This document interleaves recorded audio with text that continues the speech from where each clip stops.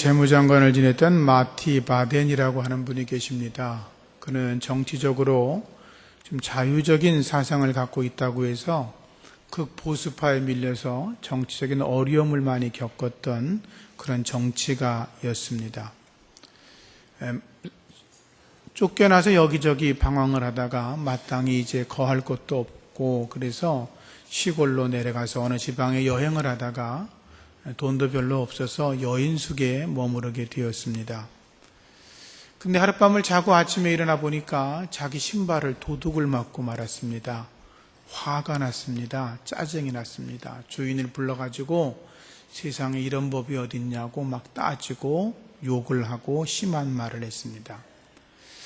그것도 부족해서 하나님을 생각하니까 너무나 원망스러웠습니다. 잘 나가던 자기를 하나님이 갑자기 이게 정치적인 자리에서 쫓겨나게 하더니 시골 구석에나 돌아다니게 하고 거기다가 그날은 신발까지 잃어버렸으니 짜증이 났습니다. 그래서 하나님 이럴 수가 있습니까? 라고 하나님께 원망을 하고 있었습니다.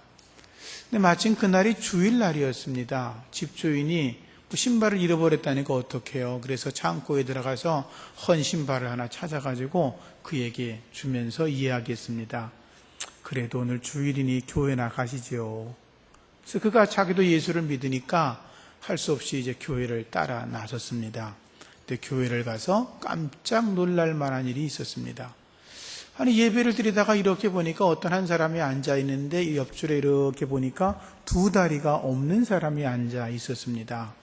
근데 두 다리가 없는 그 사람이 하나님을 예배하는데 무슨 은혜를 받았는지는 모르겠지만 그가 자꾸 눈물도 흘리고 찬송을 부르고 그가 기도하는 모습이나 예배하는 모습이 너무나 자기에게는 충격을 주었습니다. 그래서 그가 하나님 앞에 회개를 시작했습니다. 하나님, 저 사람은 두 다리가 없어도 하나님께 감격하고 감사해서 찬양을 부르고 저렇게 아름다운 예배자의 모습으로 예배를 하는데 저는 멀쩡한 두 다리를 가지고 하나님께 원망을 했습니다. 신발이야 좀 지나서 몇 푼 주고 사면 되는 것을 내가 오늘 아침에 하나님을 그렇게 원망하고 탓한 것을 죄송합니다 라고 회개를 했다고 합니다. 그리고 나서 그 후로부터 그 마틴 바덴이라고 하는 사람은 무슨 일을 만나든지 어떤 어려움이 있어도 하나님 앞에 감사해야 되겠다라고 결심을 하고 늘 감사의 삶을 살아가다가 하나님의 은혜로 독일에서 재무장관의 자리에까지 올라가는 그런 축복을 얻었다고 합니다. 사랑하는 성도님들, 어떤 상황이 찾아올지라도 하나님 앞에 감사할 수 있기를 주의 이름으로 부탁합니다. 예수의 이름으로 구원받은 성도들은 우리가 이 땅에서 하나님께서 기뻐하시는 삶을 살아가야 됩니다. 하나님 말씀대로 저와 여러분들은 항상 기뻐하고 쉬지 말고 기도하고 범사에 감사하는 그런 거룩한 삶을 살아가야 될 것입니다. 하나님께서 그것이 우리들의 삶의 표본이 된다고 말씀을 하셨습니다. 성도들은 하나님의 기쁨이 되어야 합니다. 하나님의 찬양이 되어야 합니다. 하나님의 영광이 되어야 합니다. 오늘도 그런 삶으로 풍성하게 살아가시기를 부탁합니다. 우리는 항상 기뻐해야 합니다. 신부가 신랑과 함께 있을 때 항상 기뻐하는 것처럼 신랑이신 예수 그리스도가 우리와 늘 함께 하시기 때문에 오늘도 여러분들이 신랑 되신 주님과 더불어 기뻐할 수 있기를 축복합니다. 여러분의 얼굴에 환한 웃음이 가득할 수 있기를 주의 이름으로 축복합니다.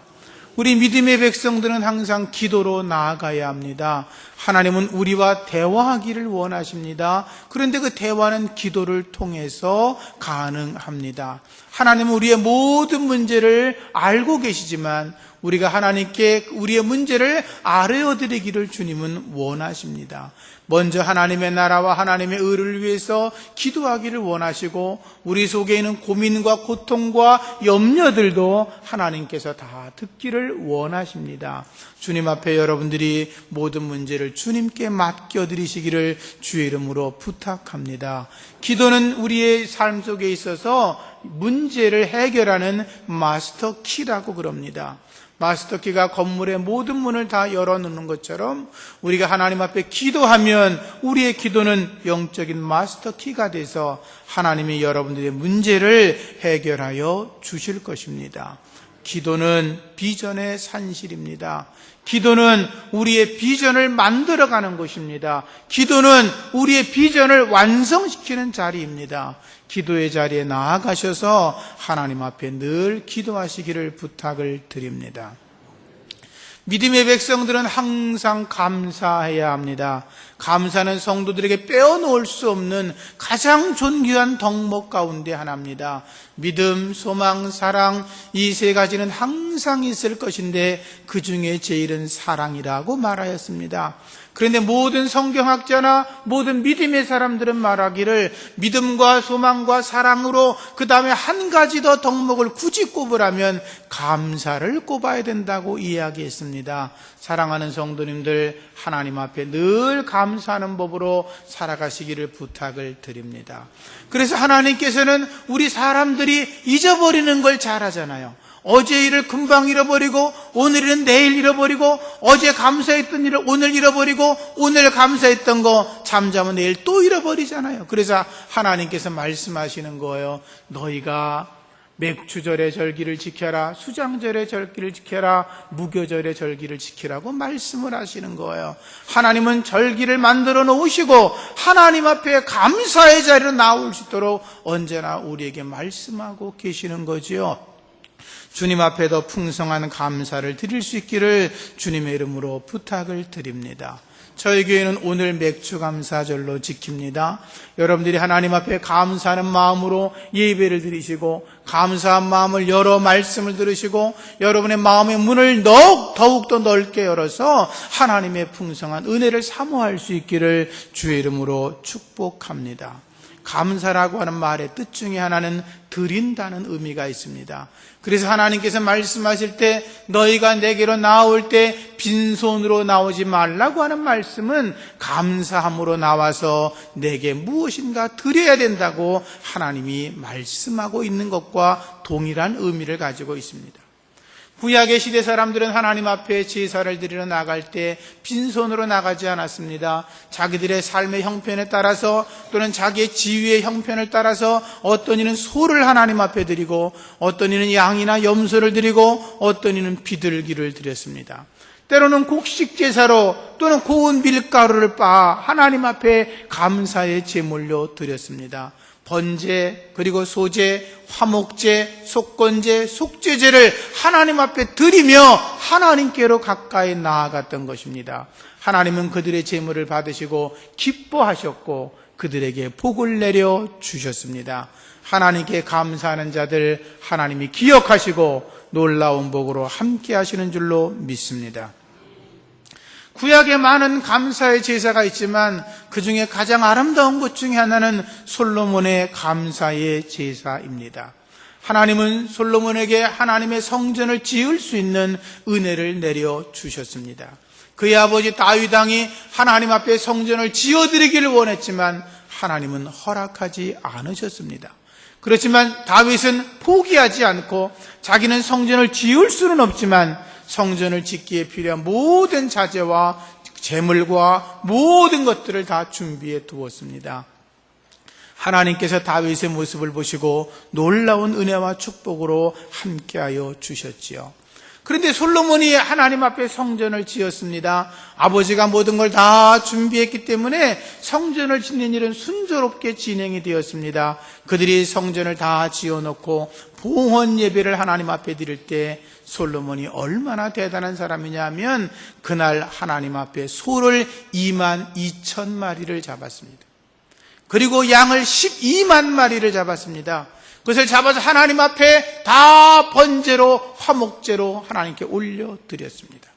하나님께서 그것을 받으시고 기뻐하셔서 그들에게 복을 내려 주셨습니다. 소가 한 마리가 아니라 22,000마리, 양이 몇십 마리가 아니라 12만 마리를 잡아 드렸던 것입니다.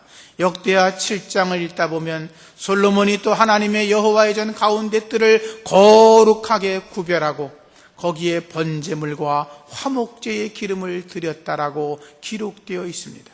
그런데 솔로몬이 지은 놋단이 있는데 거기에 기름을 받게 되어 있는데 그 놋단이 너무 큰 놋단에 기름이 흘러 넘쳐서 그 기름을 다 담을 수가 없었다고 성경은 기록하고 있습니다. 하나님은 솔로몬의 엄청난 봉헌의 예배를 받으셨습니다. 너무나 기뻐하셨습니다. 그리고 이렇게 말씀하셨습니다. 내가 이전을 택하여 주겠다. 내가 이전에서 제사하는 곳을 제사의 전으로 내가 삼아 주겠다. 내가 이곳에서 기도하는 모든 간구와 모든 기도를 내가 다 응답해 주겠다. 내 눈과 내 마음이 항상 이 전에 있을 것이다라고 주님이 말씀해 주셨습니다. 그리고 말씀하십니다. 너희가 내게 문제가 생기면 이전을 찾아나와 기도해라. 그러면 내가 반드시 응답해 주겠다. 여러분이 성전을 위해서 얼마나 많이 수고했습니까? 여러분이 이곳에 나와 엎드려 기도하는 것마다 하나님이 들어주실 줄로 믿습니다. 신약 시대에도 하나님 앞에 감사를 표현할 때마다 구약의 제사와 마찬가지로 하나님 앞에 제사를 드려 제사하고 있었습니다. 그런데 어린 양 예수 그리스도 주님이 이 땅에 오셔서 하나님 앞에 자기의 몸을 어린 양의 생명으로 주 앞에 드리셨습니다. 이제는 예물만 드린 것이 아니라 우리 주님이 당신의 몸 스스로를 하나님 앞에 제물로 드리셨습니다.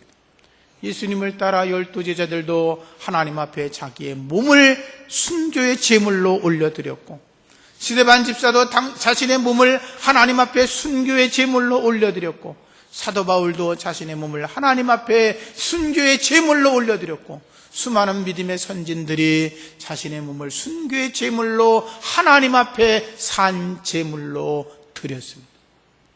왜 그들이 그러한 제물을 자기의 몸을 드립니까? 자기의 생명을 하나님 앞에 드릴 수 있는 것은 어린 양 예수 그리스도가 나를 위하여 십자가 달려 죽으시고 그분의 은혜가 너무나 크고 너무나 감사하고 너무나 존귀하기 때문에 하나님 앞에 나의 목숨도 나의 생명도 나의 몸을 드리는 것도 오히려 부족하다고 여겼기 때문인 것입니다. 죽음도 하나님께 영광이 될 수 있다면 내 생명도 주 앞에 드릴 수 있다. 이것이 초대교회 성도들의 거룩한 감사의 믿음이었던 것입니다. 사랑하는 성도님들, 저와 여러분들이 언제나 하나님 앞에 감사하는 모습으로 한 걸음 한 걸음 더 나아가야 될 줄로 믿습니다. 하나님의 구원의 은혜에 감사해야 합니다. 주 앞에 예배할 때마다 생각 없이 주 앞에 나와 이 자리에 앉아 있는 것이 아니라 정말로 감사한 마음으로 성령의 은혜로 하나님 앞에 예배하고자 하는 거룩한 마음으로 주 앞에 나와서 그분 앞에 감사하며 그분 앞에 존귀한 예물을 드리며 그분 앞에 나의 삶을 산 제물로 드리겠다고 하는 그런 믿음의 마음이 여러분들에게 있어지기를 주의 이름으로 부탁드립니다. 시편 100편 4절 말씀에 감사함으로 그 문에 들어가며 찬송함으로 그 궁정에 들어가서 그에게 감사하며 하나님의 이름을 송축할지어다 그랬습니다. 시편 50편 23절 말씀에도 감사로 제사를 드리는 자가 하나님을 영화롭게 하리니 그 행위를 옳게 하는 자에게 내가 하나님의 구원을 보이리라고 말씀하셨습니다.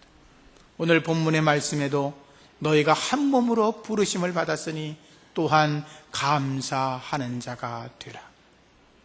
시와 찬미와 신령한 노래를 부르며 마음으로 하나님을 찬양하고 감사하라.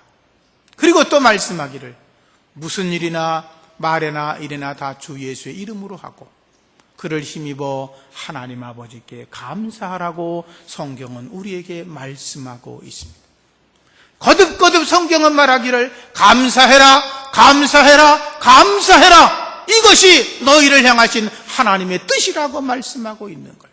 늘 감사하십시오. 그리고 하나님의 축복을 노래할 수 있기를 주님의 이름으로 축원합니다. 스펄전 목사님이 감사에 대해서 이런 글을 남겼습니다. 여러분이 많이 들어보신 이야기입니다.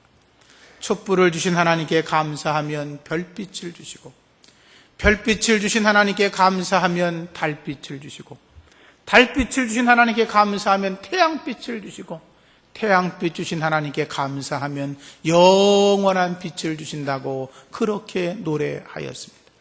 하나님 안에서 영원한 빛을 받으시기를 주의 이름으로 축복합니다.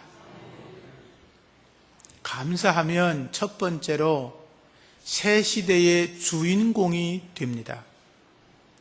창세기 6장부터 9장까지의 말씀을 읽으면 거기에 홍수 사건이 나옵니다.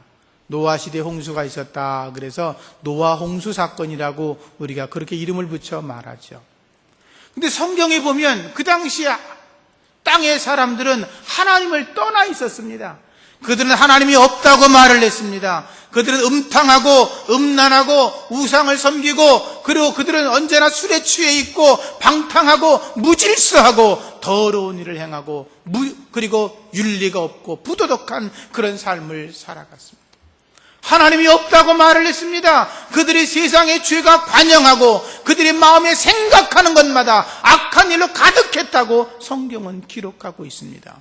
하나님께서 참고 참으시다가 더 이상 참을 수가 없으니까 하나님 말씀하셨습니다. 내가 이 땅에 사람을 창조한 것을 후회하신다라고 되어 있습니다. 하나님이 사람을 창조한 것을 후회하셨다. 여러분, 만약에 하나님께서 저를 목사를 세운 걸 후회하신다면 제가 어떻게 되겠습니까? 하나님이 여러분들을 이 자리에 예수 믿게 한 걸 후회한다면 하나님이 어떻게 하시겠습니까? 하나님이 한탄하셨습니다. 그리고 말씀하셨습니다. 내가 땅에 지은 사람을 쓸어버리겠다. 사람으로부터 가축과 기는 것과 공중에 새는 것들을 다, 새들을 전부 다 쓸어버리겠다. 이는 내가 이 모든 것들을 창조하였음이라 그랬습니다. 하나님이 당신이 창조한 모든 것들을 쓸어버리시겠다고 말씀하셨어요. 그래서 노아 시대에 홍수가 있어 모든 걸 쓸어버리실 거예요. 그런데 성경을 읽다 보면 희망의 말씀이 있습니다. 이렇게 기록되어 있습니다. 그러나 노아는 하나님께 은혜를 입었더라. 여러분, 하나님의 은혜를 입으시기를 축복합니다. 온 세상이 다 망해도 하나님의 은혜를 받은 사람들은 살아날 줄로 믿습니다. 온 세상이 없어져도 하나님의 은혜를 받은 사람들은 하나님이 구원하실 줄로 믿습니다. 그 말은 무슨 말이냐 하면, 하나님께서 세상을 멸망시켜서 새 시대를 열어가실 때 노아와 그의 가족을 통해서 열어가시겠다고 하는 하나님의 말씀인 것입니다. 노아가 어떤 사람입니까? 성경에 보면 노아의 사적은 이러하니라. 노아는 의인이요 당세의 완전한 자라. 그가 하나님과 동행하더라. 이렇게 돼요. 노아는 100% 완전한 사람은 아니었지만 그 당시에 상대적으로 다른 사람들에 비해서 더 의인이었고 더 윤리적이었고 더 도덕적이었고 더 완전한 하나님의 사람이었는데, 그 말씀보다 더 중요한 것은 하나님과 동행하였다라고. 동행한다는 말은 길을 같이 간다는 거 아니에요. 하나님의 손을 붙잡고 걸어갔다는 거예요. 하나님의 음성을 들었다는 거예요. 하나님의 말씀에 아멘 했다는 거예요. 하나님의 뜻을 따라 살아갔다는 거예요. 그래서 하나님께서 노아를 붙들어 주신 줄로 믿습니다. 홍수가 끝나고 노아가 제일 먼저 한 게 무엇입니까? 하나님 앞에 감사의 제사를 드린 것입니다. 감사로 제사하는 자들 하나님께서 새 시대의 축복을 주시고 역사의 주인공이 되게 하시고 하나님이 그들을 더 복되게 하시는 줄로 믿습니다. 여러분, 하나님이 주시는 축복의 은혜를 세상 가치로 판단하지 마세요. 세상 사람처럼 돈이 많은 거다, 권력이 있는 거다, 지식이 많은 거다, 세상에서 뭐 이렇게 연예인들처럼 잘 나가는 거다, 그런 걸로 판단하지 마시고 하나님의 눈으로 세상 일을 보셔서 여러분들이 하나님 안에서 형통한 인생을 살아가시기를 예수 이름으로 축복합니다. 두 번째로, 감사하는 자들에게는 기적이 일어납니다. 미국의 엘라바마주에 엔터프라이즈라고 하는 도시가 있습니다. 그곳에 가면 특별한 기념탑이 하나 있다 그래요. 저도 가보지 않고 글을 읽은 건데, 거기는 원래 기념탑 그러면 무슨 뭐 이렇게 우리식으로 말하면 저쪽에 필리핀 참전용사 기념탑 뭐 이런 게 있든지, 아니면 또 유명하고 훌륭한 사람의 기념탑을 동상으로 세워놓든지 보통 그러지 않습니까? 근데 그 동네는 아주 신기한 게 하나 있는데 그게 뭐냐 하면 목화벌레 해충을 기념하는 기념탑이 있다는 겁니다. 그 목화벌레 해충 그 기념탑에 세워진 유래가 이렇습니다. 본래 그 엔터프라이즈라고 하는 그 동네는 목화를 심는 곳이었습니다. 사람들이 목화 솜을 따다가 이불을 덮고 과거에 생활하지 않았습니까? 그래서 그들이 그것이 주 수입원이 돼가지고 아주 부농을 이루고 살았던 사람들이었습니다. 그런데 1895년에 아주 엄청난 일이 일어났는데 목화벌레 해충들이 막 나타나면서 그 목화밭을 전부 다 죽여버리고 말았어요. 아주 끔찍한 일이 일어났죠. 그래서 이 마을 사람들은 이게 무슨 일이야? 도대체 자기들이 아무리 애를 써도 해충을 죽일 수가 없었어요. 그래서 거듭거듭해서 목화가 전부 다 죽어버리니까 이들이 하나님을 원망하기 시작했죠. 처음에는 하나님 이게 도대체 무슨 일입니까? 우리에게 이런 어려운 재앙을 내리시는 이유가 무엇입니까? 라고 한탄하다가 그들이 교회 나가 기도하고 하나님 앞에 지혜를 구하고 부르짖는데 하나님께서 여러 사람들에게 지혜를 주셨어요. 말씀의 은혜를 먼저 주셨는데 하나님을 사랑하는 자, 곧 그 뜻대로 부르심을 입은 자들에게는 모든 것이 합력하여 선을 이루느니라. 어느 날 그들이 그 말씀을 들으면서 아멘이라고 고백을 했어요. 그리고 나서 다시 기도하기 시작했어요. 하나님께서 우리가 주님을 정말로 사랑하는데 하나님 우리에게 재앙을 주신 이유가 무엇입니까? 이것이 우리에게 어떤 뜻이 있습니까? 주님 앞에 여러 사람들이 나와 엎드려 기도하기 시작했습니다. 그런데 많은 사람들에게 하나님이 지혜를 주셨는데 목화 농사를 그만하고 땅콩을 심으라고 하는 지혜를 얻게 됐어요. 그래서 그 사람들이 서로 모여가지고 이야기를 하다가 이제 목화 농사가 안 되니 여기다가 땅콩을 심자고 서로 이야기를 해서 땅콩을 심기 시작했어요. 근데 처음에는 별 소리 온 것 같지 않더니 몇 년이 지나고 나니까 과학이 점점 발달되니까 요즘 여러분 목화 잎을 덮는 사람 몇 분 계십니까? 목화솜이 다 사라져버리고 우리도 그 다음에 카시미론 같은 거 썼잖아요. 그죠? 화학으로 만든 그런 이불들이 나타나면서 목화 농사 짓는 다른 마을 사람들은 다 망하고 자기들의 땅콩 농사가 점점 더 좋아지면서 미국에서 제일 많은 땅콩을 재배하는 그런 동네로 돼서 그 동네가 아주 부자 동네가 되고 말았어요. 그래서 그들이 어느 날 모여서 회의를 했다는 거예요. 하나님 우리에게 목화벌레를 보내심을 감사합니다.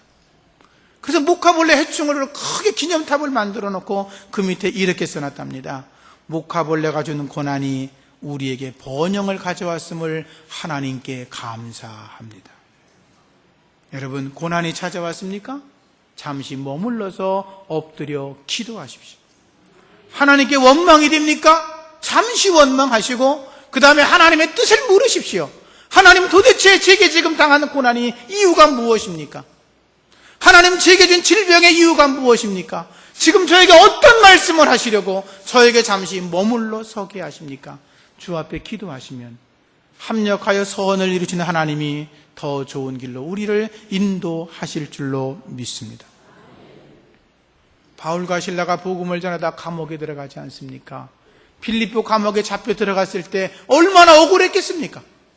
그런데 바울과 실라는 이렇게 생각했을 겁니다. 감옥에 잡혀 들어가면서 이제 내가 겨우 예수님 흉내를 좀 내는구나. 쇠사슬이 묶이면서 그랬을 겁니다. 그래 예수님께 십자가 달려 죽었는데 내가 이제 겨우 예수님 흉내를 조금 내는구나. 그래서 그들은 감옥에서도 찬송할 수 있었고 하나님께 감사하며 기도할 수가 있었던 것입니다. 그 말씀들을 잘 아시죠? 하나님은 기적을 일으키셨고 간수와 그의 가족이 예수를 믿게 되었고 루디아 집과 그의 집이 예수를 믿어 빌립보 교회가 세워지게 된 것입니다. 자기가 감옥에 들어간 그 사건이 교회 개척의 길이 될 줄 누가 알았겠습니까? 하나님은 고난 속에서도 기적을 이루시는 하나님인 줄로 믿으시고 늘 감사하며 나아가시기를 축복합니다. 고난은 하나님의 숨겨진 축복이라고 이야기를 합니다. 고난이 찾아왔을 때 깊이 묵상하십시오. 하나님 앞에 엎드리십시오. 그분의 뜻을 물어보십시오. 하나님이 여러분들에게 더 좋은 길을 주실 줄로 믿습니다. 마지막으로 감사하는 자들에게는 하나님이 그의 인생을 풍성하게 하시고 넉넉하게 하여 주십니다. 다니엘이 어린 나이에 바벨론의 포로로 끌려갔습니다. 포로였습니다. 바벨론에서 보면 그건 노예 같은 놈입니다. 포로니까. 그런데 그는 하나님을 경외하는 신앙을 잃어버리지 않았습니다. 하나님이 그를 바벨론에서 뽑혀 나오게 하셨습니다. 특별한 교육을 받았지만 그들은 우상 앞의 제물을 먹지 않았다고 되어 있습니다. 다니엘의 친구들도 그러했습니다. 그런데 그 중에 다니엘은 특별한 사람이었습니다. 하나님 앞에 이스라엘의 회복과 하나님의 영광을 위해서 하루에 3번씩 기도했습니다. 예루살렘을 향하여 날마다 기도합니다. 하나님, 이스라엘이 회복되게 하여 주시옵소서. 하나님의 영광이 회복되게 하여 주옵소서. 우리 이스라엘 백성들이 하나님을 마음껏 예배할 수 있도록 도와달라고 기도했을 것입니다. 바벨론에는 하나님 믿는 사람이 하나도 없었습니다. 그들은 우상을 섬기고 있었습니다. 하나님 무시했습니다. 그들은 하나도 하나님을 인정하지 않았습니다. 그런데 다니엘과 그의 친구들은 하나님을 예배하였습니다. 이것이 중요합니다. 세상 모든 사람들이 하나님을 없다고 할지라도 여러분들은 하나님을 믿고 나아가시기를 축복합니다. 그런데 여러분이 잘 아는 것처럼 다니엘은 결국 바벨론에서 총리가 됩니다. 황제 밑에 자리가 총리입니다. 총리가 셋이 있었는데 그 중에 가장 높은 총리가 다니엘이었습니다. 여러분, 포로로 끌려왔습니다. 나라가 뺏겼습니다. 아무것도 가진 게 없습니다. 지금 그 나라에 뺏겨온 포로가 되어서 너무나 억울한데, 그런데 실질적으로 그 바벨론 거대한 제국을 다스리는 사람이 누굽니까? 다니엘이었습니다. 그렇지 않습니까? 이렇게 말하면 좀 이상하지만 우리나라가 식민지가 되었습니다. 너무 화가 나는데 여러분들이 그 나라의 총리가 되었습니다. 그럼 정치를 어떻게 하시겠습니까? 그 다음은 설명 안 해도 아시겠죠? 그죠? 그런 겁니다. 그런데 말입니다. 메대의 다리오 왕 때 정권이 계속 바뀌어서 메대 시대에 다리오라고 하는 왕이 30일 동안 자기가 신처럼 여기고 그리고 어떤 신에게도 기도하거나 절하지 못하도록 했잖아요. 다니엘은 그럼에도 불구하고 그 사실을 알면서도 기도하다가 사자굴 속에 던져졌지요.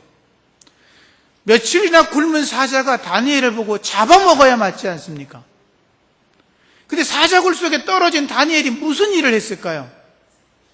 성경에는 기록되어 있지 않지만 아마도 그는 그 속에서 기도하지 않았을까요? 그렇게 생각되어지면 그렇죠. 아마 다니엘이 사자굴 속에 던져지면서 기도하다가 하나님을 찬송하지 않았을까요? 아마 다니엘이 기도하고 찬송하는 그 동안에, 이미 그 전부터 하나님께서 성령을 통하여 그를 충만하게 하셨고 사자의 입을 막으신 분은 하나님이신 줄로 믿습니다. 하나님이 아마도 천사를 보내셔서 사자 입을 막아버리시고 다니엘에게 감히 손도 못 대게 하나님이 하시지 않았겠습니까? 그렇게 믿어지시면 그렇죠. 그랬을 겁니다. 다니엘은 사자굴 속에서도 살아났습니다. 물론 그가 죽었어도 하나님께 영광이었겠지만 살아나왔기 때문에 더 하나님께 영광이 되었죠. 그런데 여러분, 성경을 잘 보시면은요, 다니엘은 바벨론 시대에 느부갓네살 벨사살 왕 때 총리로 있었습니다. 그리고 바벨론이 무너지고 메대 나라 다리오가 들어왔을 때 다리오 왕이 있을 때도 총리로 있었습니다. 그 다음에 파사 나라가 들어와서 고레스가 왕일 때도 그는 총리로 있었습니다. 정권이 바뀌면은요, 밑에 사람 다 바뀝니다. 그렇죠. 우리나라 보세요. 대통령에서 총리 얼마나 갈까? 그죠? 나라가 바뀌면은요, 먼저 있던 나라의 신하들은 다 죽는 겁니다. 그런데도 다니엘은 총리로 계속 새 나라가 바뀔 때마다, 4명의 왕이 바뀔 때마다 그때도 계속 총리의 자리에 있었습니다. 하나님의 은혜가 아니고 무엇이겠습니까? 다니엘의 모든 환경은 좋지 않은 것이었습니다. 포로로 끌려갔지만 그 속에서 하나님이 자기를 향하신 뜻이 무엇인지를 기억하면서 기도하고 감사로 나아갔기 때문에 하나님께서 그를 지켜주시고 풍성하게 하시고 더 영화롭게 하여 주신 줄로 믿습니다. 하나님 앞에 감사하는 것 존귀한 것입니다. 우리에게 감사절이 있다고 하는 건 축복입니다. 잊어버렸던 감사를 회복하고 잊어버렸던 감사를 기억해내고 하나님 앞에 감사할 수 있다고 하는 건 하나님이 우리에게 축복을 주시기 위한 기회인 줄로 믿으시고 주님 앞에 풍성한 감사로 나아가셔서 여러분의 인생이 변화되시기를 주의 이름으로 축복합니다. 감사하면 새 시대의 주인공이 됩니다. 감사하면 기적의 삶이 일어납니다. 감사하면 하나님이 더 풍성하게 하십니다. 놀라운 은혜가 여러분에게 있어지기를 축복합니다. 기도하겠습니다. 살아계신 아버지 하나님, 우리의 삶 속에 하나님을 향한 거룩한 기쁨이 있게 하시고 하나님이 정말로 원하시는 감사의 삶이 우리 속에 날마다 있게 하여 주시옵소서. 감사를 잃어버리지 않게 하시고 늘 감사함으로 주 앞에 나아가 새 시대의 주인공이 되게 하시고 하나님의 기적을 경험하며 우리 인생의 삶의 풍요함을 경험하게 하여 주시옵소서. 예수님의 이름으로 기도합니다. 아멘. 찬송가 400